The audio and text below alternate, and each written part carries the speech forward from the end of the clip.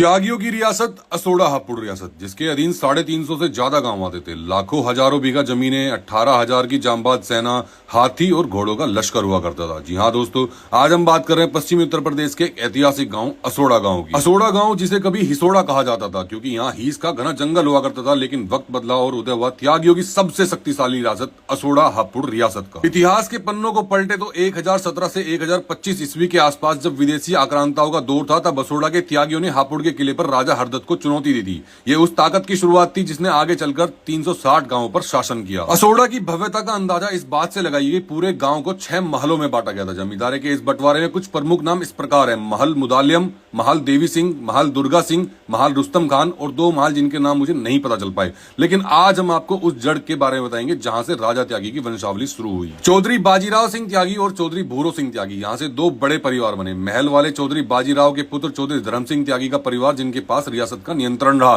कोठी वाले चौधरी बाजीराव के दूसरे पुत्र चौधरी गुलाब सिंह त्यागी और चौधरी भूरो सिंह के पुत्र चौधरी हुकुम सिंह त्यागी का परिवार, जिन्हें कोठी वालों के नाम से पहचान मिली। असोड़ा का इतिहास सिर्फ महलों तक सीमित नहीं है, यह आजादी की लड़ाई का गवाह है। 1857 की क्रांति हुई, 1942 का भारत छोड़ो आंदोलन, इस परिवार ने अंग्रेजों की नाक में दम कर दिया। चौधरी रघुवीर नारायण सिंह त्यागी, एक ऐसा नाम जिनसे खुद ब्रिटिश हुकूमत खौफ खाती थी। महात्मा गांधी इस दौरान 2 बार असोड़ा आए। गांधी जी और चौधरी साहब के बीच ऐसी मित्रता थी कि बापू ने सरेआम कहा था, अंग्रेजों के पास चाहे कितने भी राजा हो, हमारे पास भी एक राजा है, चौधरी रघुवीर नारायण सिंह त्यागी।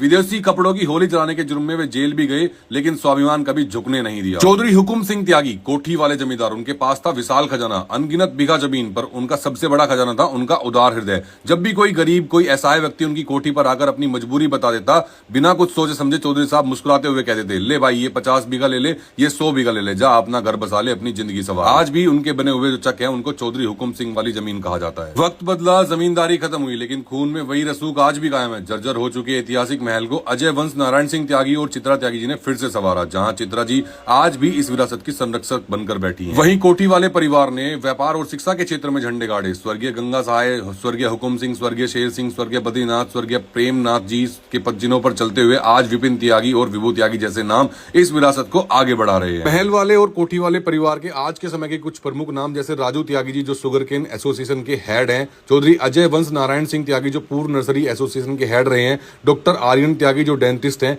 इसके अलावा एक आईपीएस भी हैं। असोड़ा सिर्फ एक गांव नहीं है, यह त्यागियों की आन बान और शान का केंद्र है। यहाँ सिर्फ हिंदू ही नहीं, मुस्लिम त्यागी समाज के पास भी पुश्तैनी जमीनें और बड़ा प्रभाव है। यह एकता और शौर्य की वो गाथा है जिसे हर किसी को गर्व से सुनना चाहिए। इतिहास अभी खत्म नहीं हुआ है। अगर आप त्यागियों की दूर दूर तक फैली इस सियासत का दूसरा भाग देखना चाहते हैं तो मुझे कमेंट करना। मुझे असोड़ा गांव में आके बहुत अच्छा लगा। बिल्कुल उसी तरह की सोच रखते हैं यहाँ के लोग जैसे यहाँ के राजा जी थे। आपका इस गांव से क्या संबंध है, कमेंट करना। मिलते अगले व्लॉग में। हर हर महादेव।